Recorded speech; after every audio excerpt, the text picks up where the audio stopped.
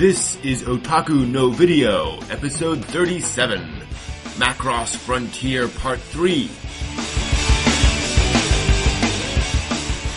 So let's start talking about more Macross Frontier. We're now in episodes 11 through 15, so we're at the halfway mark, and pushing forward through.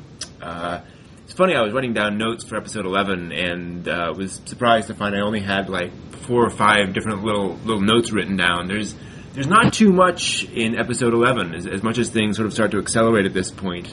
Episode 11 is definitely just sort of a bridge episode, sort of establishing, what all the characters feel about each other, which is something I really like, actually, that things have now progressed, even just 11 episodes in, to show that Ranka and Sheryl and Alto all do have feelings for each other, and now that has to start going somewhere now. Yeah, although I wasn't a fan of how it was portrayed, not in episode 11, but later on. But there were some... 11 was sort of slow, but there were some things that I picked out. Mm-hmm. I just love how it opens with Ranka's hologram posters everywhere. There's this little tiny Sheryl one. Yeah, I was kind of surprised by that. Then I realized, oh, that's right, she got the film role, and yeah, things are going to change. Yeah, and the whole thing about Alto acting, and even notice, when he's thinking about that after talking with, I don't remember the guy's name, but the guy who takes his role with the birthright. Oh, yeah. Yeah, when he's reminiscing of that, he's watching the planes fly out. Mm-hmm. And, it's like the thing, the shell that the Frontier has over it is like this filmy stuff. It's still, and it's separating, Alto is not quite a pilot and things like that. And I thought that was cool. And, it's not, it was interesting because they showed it this time clear, transparent. Yeah. But it hasn't been that way most of the other times. No, it felt like they were trying to make a point there with the planes very much flying away. Mm-hmm. I thought that was kind of the point there, that now he's not that he's necessarily never going to be a pilot or anything, but that now that's not the only thing he has to worry about in his life. Yeah, and there were 3 planes. Yeah. Yeah. Yeah. I also really liked, actually, little bits like when Ranka realizes what's going on, how she decides to immediately call Alto. She doesn't wait for an extra opportunity. She's like, okay, I need to go out there, but I'm just going to make this phone call. And I thought that was a nice little note from her that she is actually starting to take charge.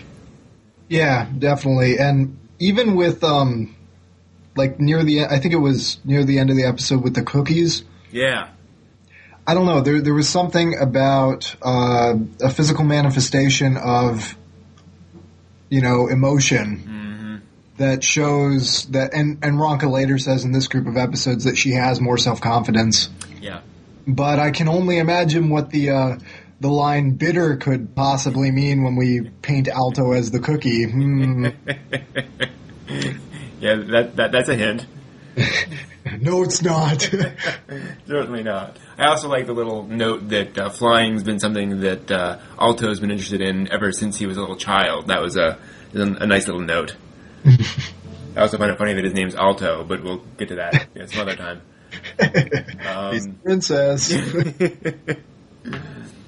So then we get episode 12, where things start to get awesome. And we get some wonderful, just very old school Macross Zentradi stuff. I mean, this warmed my heart. These are the Zentradi I'm used to.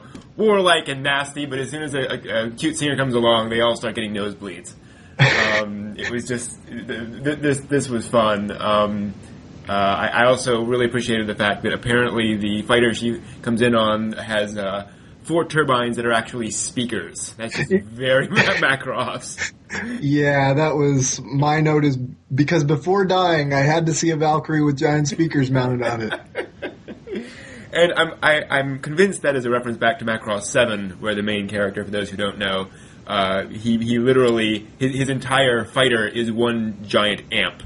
Basically, he goes out in his fighter and plugs his guitar into his Valkyrie and strums his guitar, and it plays his music. So, but I love Macross technology. That's just hilarious. So we get a flashback. Actually, this is more along the lines of the very end of Superdimensional Fortress Macross, with the Zentradi getting all annoyed at having to, play nice with the humans, and some nice little foreshadowing of the later that there's something big on the planet, where sure as heck there are. This did have one really nice little element in there of the question of blood. Yeah. Basically, the Zentradi commander talks about how this is what the Zentradi are, and Alto has this nice little realization that this is what he's been fighting this whole time. Am I just what I am? What's in my blood, or can I change? And he's certainly proving that he's a pretty darn good pilot, especially with he does some outright Isamu level flying in this episode that's just darn impressive. But I thought this episode was really, really fun, all the way through, and really nicely structured, especially with that big reveal at the end of the episode. Yeah, although I will say that this entire arc just felt really slow. Okay, yeah, I'd agree there. In terms of actual happenings, which is a little bothersome, but everything else was intact. Mm-hmm, yeah.